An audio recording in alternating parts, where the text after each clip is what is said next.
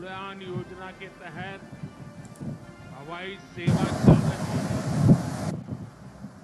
इनमें बहुत कम पैसों में लोग हवाई यात्रा कर रहे हैं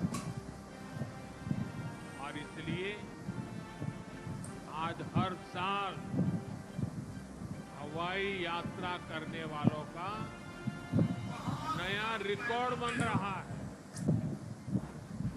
हमारी एयरलाइन कंपनियों ने भी रिकॉर्ड संख्या में 2000 नए जहाजों का, हवाई जहाजों का ऑर्डर दिया है और जितने नए जहाज आएंगे उतनी ही ज्यादा नौकरियां पायलट में हो, एयर होस्टेस में हो, सैकड़ों नई सेवाएं भी होती है। एक सेवा हवाई जहाज काम चलता है, हवाई यात्रा ग्राउंड स्टाफ होता है, न जाने कितने काम होते हैं। ऐसी अनेक सेवाओं के लिए जवानों को रोजगार की आवश्यकता है।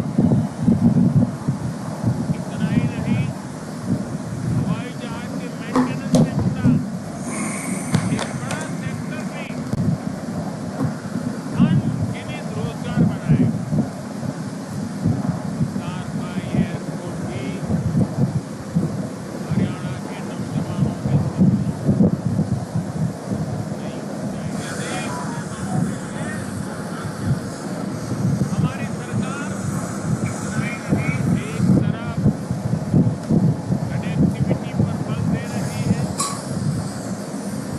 और इसलिए आज हर साल हवाई यात्रा करने वालों का नया रिकॉर्ड बन रहा है और यही तो हमारे हवाई जहाजों का ऑर्डर दिया है।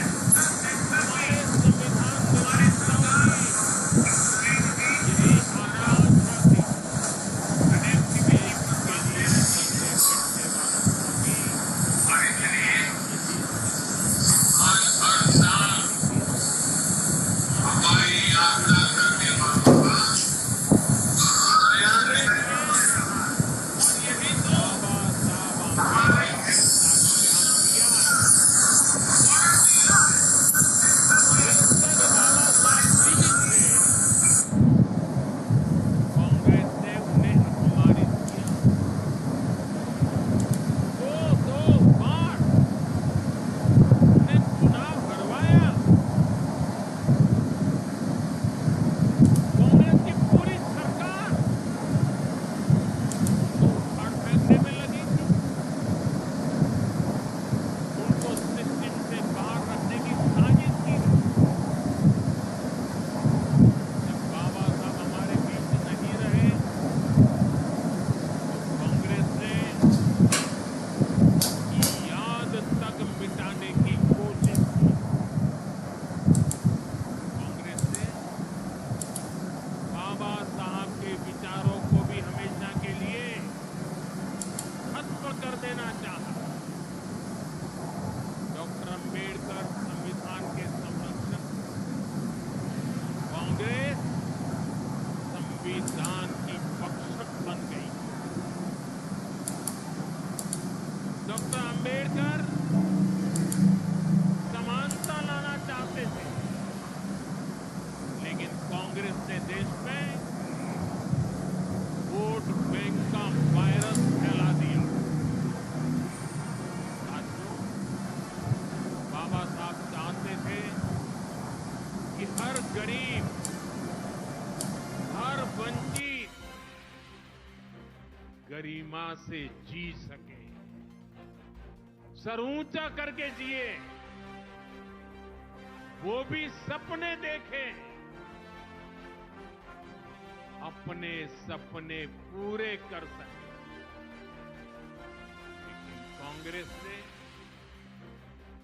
एससी, एसटी, ओबीसी को सेकंड क्लास सिटीजन बना दिया। कांग्रेस के लंबे शासनकाल में कांग्रेस कांग्रेस के नेताओं के घर में स्विमिंग पूल तक पानी पहुंच गया, लेकिन गांव में नल से जल नहीं पहुंचा। आजादी के 70 साल बाद भी गांवों में सिर्फ 16% घरों में नल से जल आता था। सोचिए, 100 घर में से 16 घर में। इससे सबसे ज्यादा प्रभावित कौन थे? इससे एससी, एसटी, ओबीसी सबसे ज्यादा प्रभावित थे। अरे उनकी इतनी ही चिंता थी, आज जो गली गली में जाके भाषण झाड़ रहे हैं, अरे कम से कम मेरे एससी, एसटी, ओबीसी भाइयों के घर तक अरे पानी तो पहुंचा देते। हमारी सरकार ने 6-7 साल में 12 करोड़ से ज्यादा ग्रामीण घरों में नल कनेक्शन दिए हैं। आज गांव के 80% घरों में, यानी पहले 100 में से 16, आज 100 में से 80 घरों में नल से जल आता है। और बाबा साहब का आशीर्वाद है,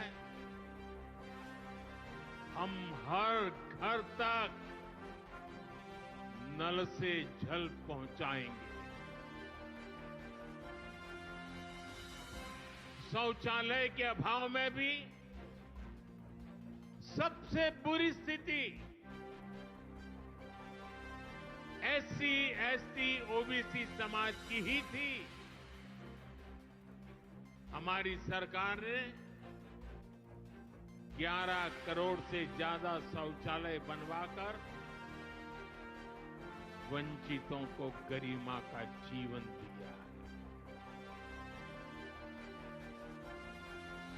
साथियों, कांग्रेस के जमाने में एससी, एसटी, ओबीसी के लिए बैंक का दरवाजा तक नहीं खुलता था। बीमा, लोन, मदद, ये सारी बातें सब सपना था।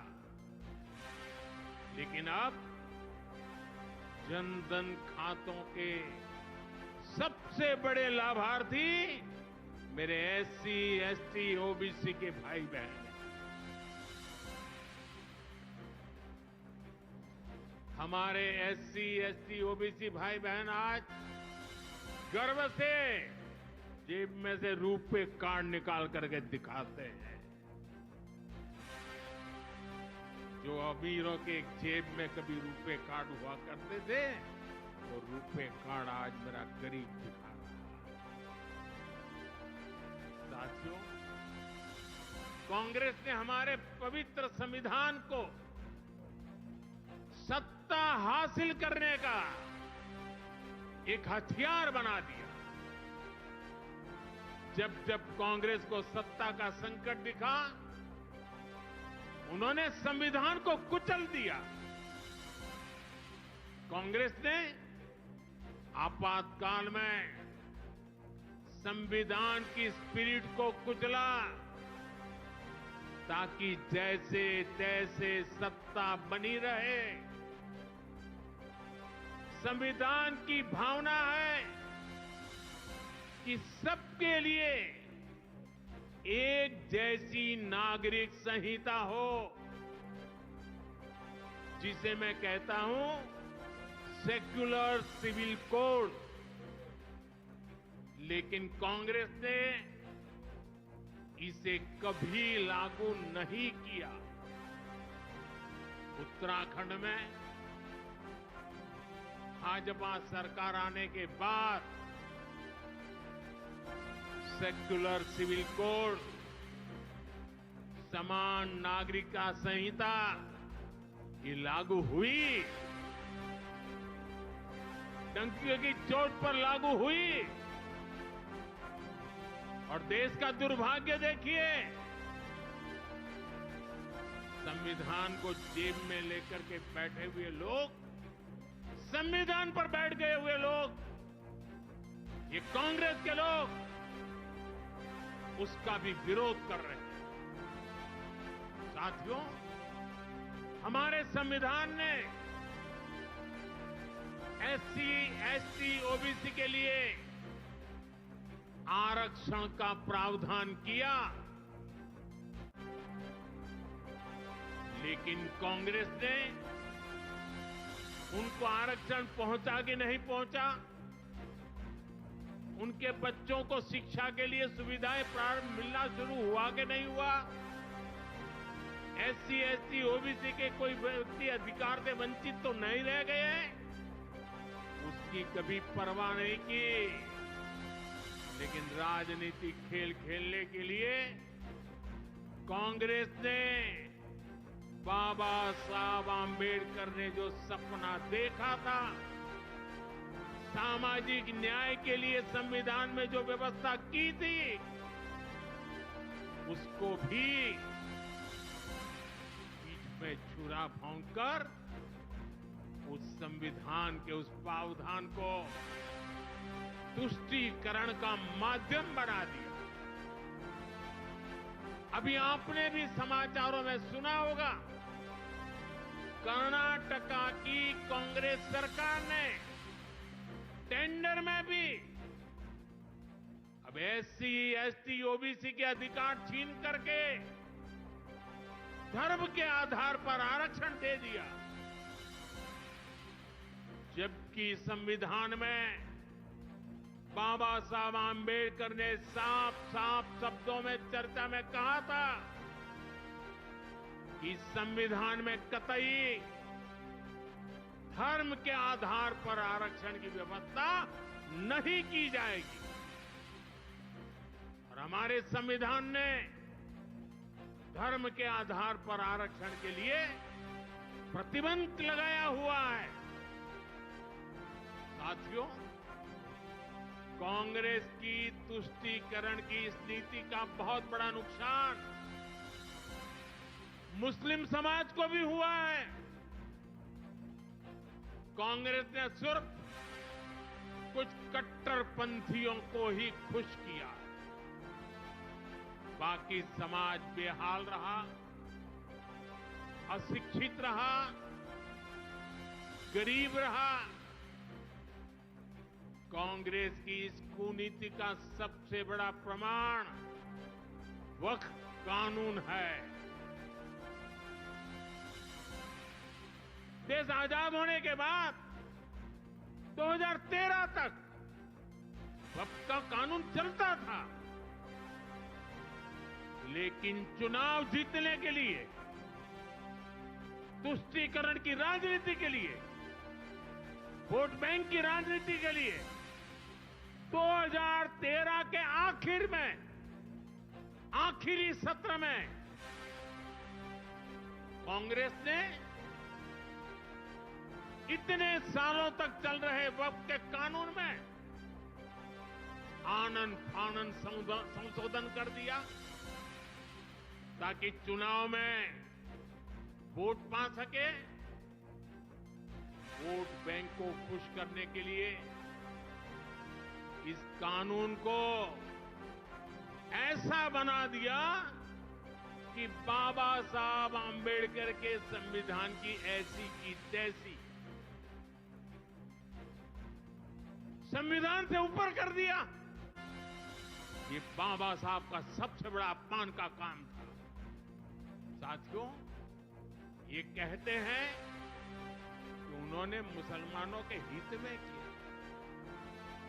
मैं जरा ऐसे सभियों से पूछना चाहता हूं, वोट बैंक के भूखे इन राजनेताओं से कहना चाहता हूं, अगर सच्चे अर्थ से आपके दिल में मुसलमानों के लिए थोड़ी भी हमदर्दी है, तो कांग्रेस पार्टी अपने पार्टी के अध्यक्ष मुसलमान को बनाए, क्यों नहीं बनाते भाई?